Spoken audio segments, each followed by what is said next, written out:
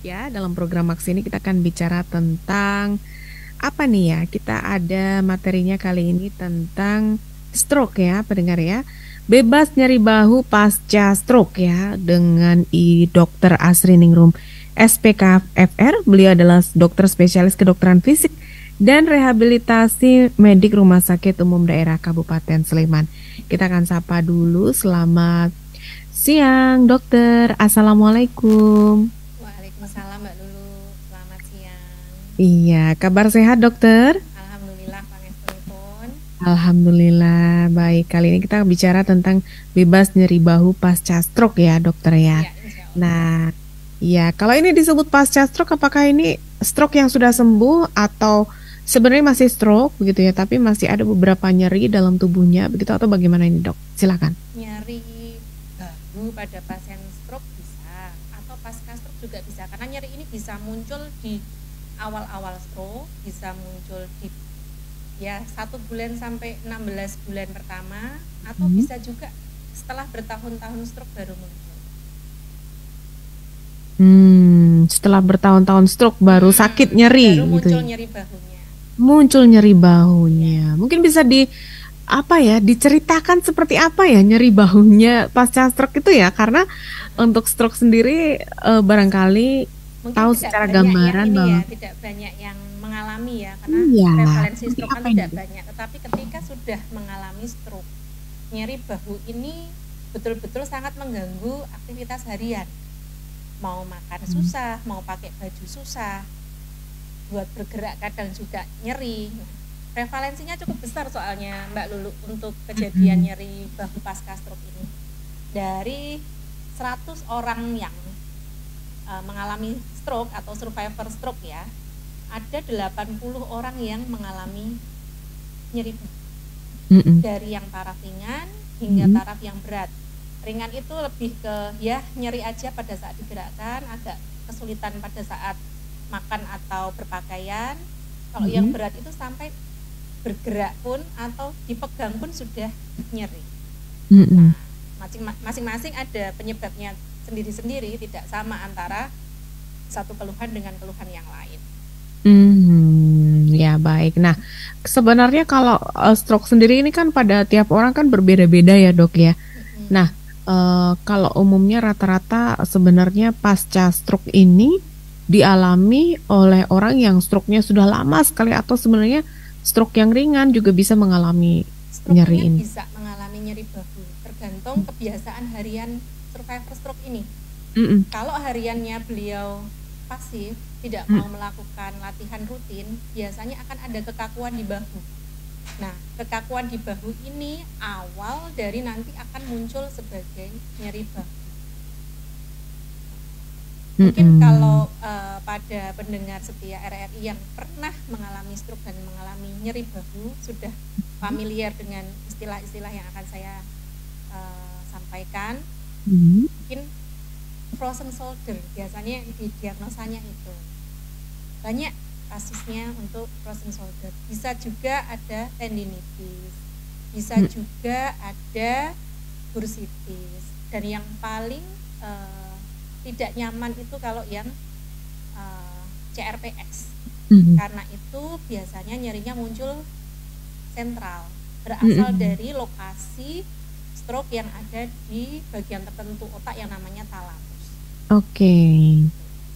Iya, jadi kalau misalnya disebut ini apakah bisa terkena pada stroke yang lama begitu? Bisa, bisa juga terjadi pada stroke yang kronis, Mm-mm. yang sudah lama bertahun-tahun baru muncul nyeri bahu bisa. Kenapa? Ya biasanya itu dia tidak rajin untuk menggerakkan bahunya. Paling sering kan kalau pasca stroke sing dieleng-eleng jalan pagi, tapi Iya. lupa untuk menggerakkan bahunya. Akhirnya ada pembendekan-pembendekan otot kecil di bahu yang menyebabkan gerakan bahu ini menjadi terbatas. Setelah gerakannya terbatas, berikutnya akan muncul nyerinya. Oke, Gitu ya. Mbak Lulu. Baik. Baik, kalau sebenarnya stroke sendiri ini berpotensi untuk rata-rata ini orang yang seperti apa sih ini dok? Ciri-cirinya begitu ya, gejalanya kalau oh ini stroke nih misalnya, yang setaunya kalau misalnya orang dari luar ini kan stroke itu tidak bisa digerakkan begitu ya, saraf Ya, lumpuh begitu ya. kalau cara gampangnya melihat stroke itu ada kelemahan anggota gerak satu sisi, baik itu di kanan ataupun di kiri, disertai dengan kelemahan salah satu saraf di eh, wajah otak. Entah itu mulut menceng, atau penglihatannya double, atau matanya tidak bisa nutup separuh.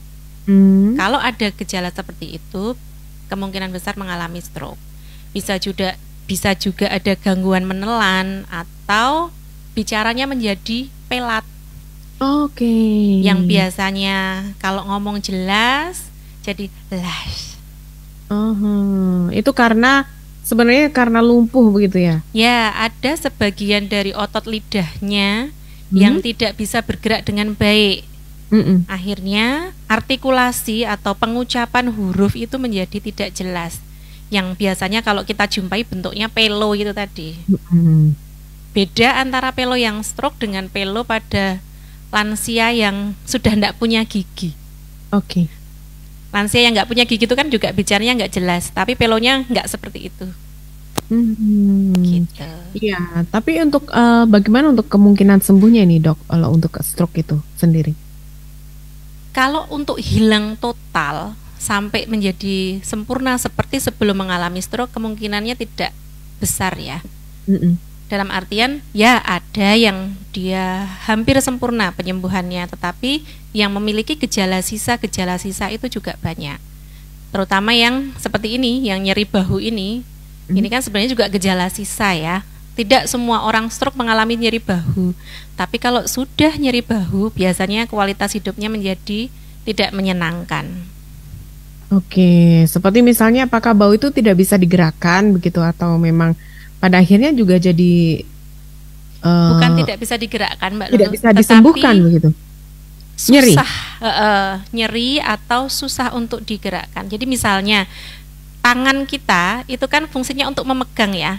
Mm-mm. Tangan bisa memegang, tapi kalau bahunya tidak bisa diangkat, kita nggak bisa naruh handuk di atas. Jadi fungsi placementnya yang akan, Mm-mm. misalnya kita mau ambil pulpen di ujung meja. Kalau luas gerak sendi bahunya terbatas, kita nggak akan bisa meraih, Mm-mm. tapi harus menggerakkan badan dulu untuk bisa mengambil. Jadi keterbatasan aktivitas fisik yang kita garis bawahi di sini. Oke, keterbatasan aktivitas Mm-mm. fisik ya dari. Pengennya kan kalau Hmm. sudah sembuh dari stroke itu lah ya apa-apa bisa, nyuci bisa, jarengi gombal bisa, nyetrika bisa, tetapi kan ada hal-hal yang membuat terbatas. Nah, itu yang pengen kita minimalkan. Jangan sampai menjadi orang yang bergantung dengan orang lain, kan gitu. Jangan sampai bergantung dengan orang lain ya. Kalau masih bisa. Kalau masih bisa. Nah, masalahnya kan nggak semua stroke juga kekuatan ototnya masih bagus ya. Ada yang benar-benar lumpuh sampai untuk bangun saja juga nggak bisa. Kalau itu memang ya Mm-mm. yang paling optimal bisa kita lakukan ya Mm-mm. membantu untuk kegiatan hariannya. Tetapi untuk bahasan kita hari ini adalah bagaimana mengupayakan supaya yang nyeri bahu ini dia bisa survive tanpa nyeri bahu gitu, Survive tanpa nyeri bahu. Baik. Nah, sebenarnya kalau misalnya kita sebagai misalnya nih usia-usia 30, 40 begitu untuk meminimalisir apa artinya di sini supaya tidak terkena stroke begitu ya. Itu sebenarnya apa saja yang harus kita jaga ini, Dok? Ya, berarti kita harus memilah faktor resiko yang menyebabkan stroke. Apa saja? Nah, pertama, ada gula darah yang tidak stabil, yang sering tinggi. Nah, jangan sampai gula darah kita tinggi. Gimana caranya? Pertama screening dulu, tes dulu. Nek memang gula darahnya tinggi, minta bantuan untuk diobati. Selain berobat juga harus melakukan aktivitas fisik supaya glukosa yang tinggi di dalam darah itu bisa diambil kembali oleh otot dan dimanfaatkan, tidak akhirnya menumpuk sebagai penyakit. 2, tensi. Jangan sampai tensinya tinggi. Mm. Caranya gimana? Ya harus dites dulu, dicek dulu berapa tensinya. Kalau memang itu masuk golongan hipertensi, ya berarti memang harus minta bantuan untuk diobati tensinya. Yang ketiga, lemak yang tinggi, entah itu trigliserid, entah itu kolesterol, entah itu LDL atau HDL. Yang pertama tetap harus dites dulu, cek dulu. Kalau memang tinggi, ya harus diobati. Plus aktivitas fisik juga supaya kadarnya betul-betul terkontrol dengan baik. Itu baru dari yang laborat. Faktor yang lain salah satunya kepribadian tipe A, tipe kemerungsung. Nah, kalau kepribadian kan bisa kita antisipasi dengan memperbaiki insight kita, apa yang ada dalam diri kita. Nek mau neng kemerungsungan ya berarti harus memplanning kegiatan harian dengan lebih teratur supaya tidak kemerungsung. Karena kemerungsung pangkal menyebabkan tensi naik. Itu. Lah ya toh. Oh, kemerungsung dan khawatir, cemas ya, Dok ya. Iya. Kemudian berikutnya, faktor resiko yang lain adalah memang ada riwayat stroke sebelumnya atau di keluarga. Nah, itu kan nggak bisa kita modifikasi ya. Kalau memang ada riwayat ya terima aja, hindari hal-hal yang memang menyebabkan stroke. Jangan sampai gula darahnya tinggi, jangan sampai tensinya tinggi, jangan sampai kolesterolnya tinggi. Hidup sehat yang bermanfaat gitu. Oke, baik, jangan sampai kolesterol tinggi, gula darah tinggi ya. Jadi tetap dijaga dengan aktivitas fisik, setidaknya olahraga ya, Dok ya, berarti untuk menjaga. Paling tidak itu.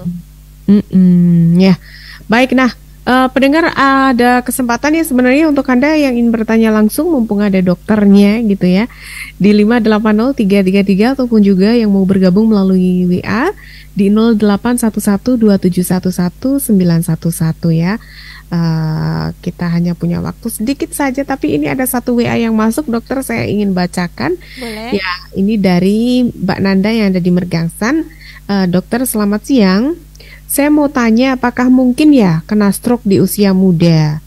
Begitu. Kalau sekarang dilihat itu kan jajanan-jajanan itu kan tentu saja banyak yang tidak sehat. Nah, itu bagaimana untuk mengatasi stroke di waktu muda, begitu, Dok?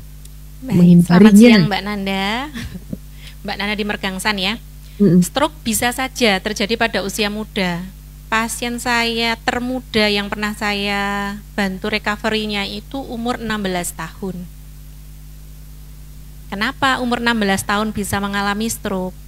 Karena ternyata ada malformasi atau pembuluh darah di otaknya itu tidak normal seperti orang pada umumnya.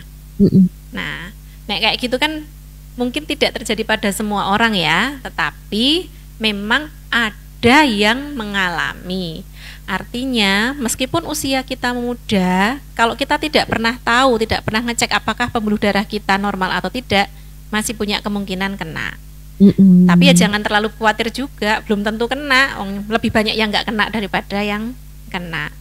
Tetapi ketika menemukan tanda kelemahan anggota gerak separuh, wajah menceng separuh, bicaranya pelat, meskipun di usia muda, hati-hati. Itu bisa saja dia kena serangan stroke. Segera menuju ke fasilitas kesehatan terdekat.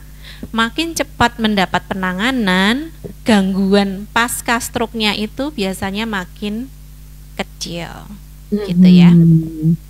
Iya, jadi kalau lebih cepat penanganan pasca stroke-nya itu lebih kecil. Biasanya gitu ya? Gangguannya tidak sebanyak yang telat dapat penanganannya. Jadi penanganan seperti apa ini, Dok, yang biasa dilakukan untuk pasien stroke? Ya, tergantung untuk jenis stroke-nya ya, Mbak Lulu ya. Kan stroke ada dua jenis, ada yang karena sumbatan, ada yang karena perdarahan.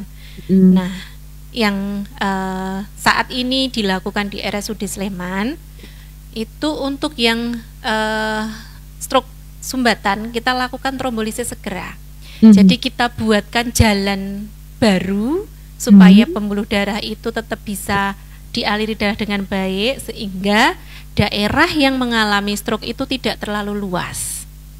Nah, biasanya di pasca tindakannya hasilnya lebih cepat kembali kekuatan ototnya. Seperti itu. Oke. Cuman ya. itu ada di 2 jam pertama. Oh, 2 jam pertama ya dok ya? Oh, jadi atau memang 6 jam pertama lah paling tidak. Oke, jadi indikasi stroke ini biasanya munculnya di pagi hari atau kapan atau tiba-tiba Bisa saja? kapan saja. Bisa kapan saja. Mau pagi, siang, sore, malam bisa muncul. Jadi yang perlu diingat tetap tadi, begitu ada yang lemes separuh, mulutnya menceng, bicaranya pelo, sudah tindak ke langsung dibawa ke dokter fasilitas kesehatan rumah terdekat. sakit ya. Ya. Baik. Ya baik, ini dokter karena waktu juga sebenarnya membatasi nih, barangkali dari dokter bisa menyampaikan nih tips-tipsnya atau himbauannya untuk pendengar juga ya kaitannya dengan penyakit stroke ini, silakan. Oke. Tadi yang sudah kita bicarakan kan bagaimana untuk mencegah stroke ya. Tetapi concern saya di sini adalah kalau ternyata dilalah sudah menjadi rezeki kita kena stroke, jangan sampai menjadi tidak berdaya karena stroke-nya. Dengan apa? Dengan kita tetap menjaga gerakan kita. Harfiah manusia itu adalah bergerak. Kalau kita tidak bergerak sama sekali, meskipun karena kepayahan, nanti akan terjadi kekakuan. Kalau sudah kaku akan sulit penanganannya. Jadi kalau dilalah dari para pendengar sekalian mengalami gejala stroke, saya sarankan ikuti arahan tenaga kesehatan yang merawat untuk melakukan gerakan rutin. Baik itu gerakan tangan, gerakan kaki, miring kanan, miring kiri. 3 hari pertama tidak boleh duduk ya, diikuti. Jangan colong-colong ke kamar mandi. Ya, seperti itu.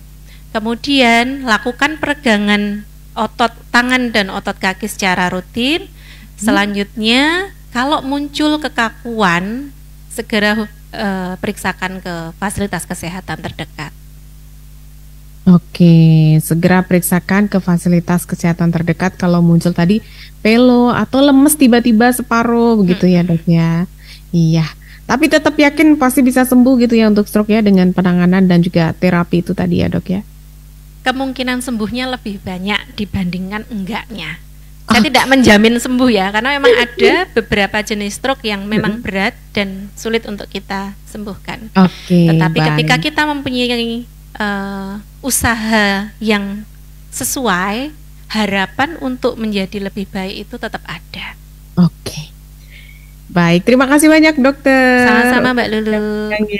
Semoga bermanfaat ya bagi semua pendengar di siang ini, dan demikian tadi pendengar ya untuk kesempatan siang hari ini dalam Maksi. Semoga bermanfaat dan terima kasih banyak. Sampai jumpa. Assalamualaikum dokter. Waalaikumsalam warahmatullahi wabarakatuh.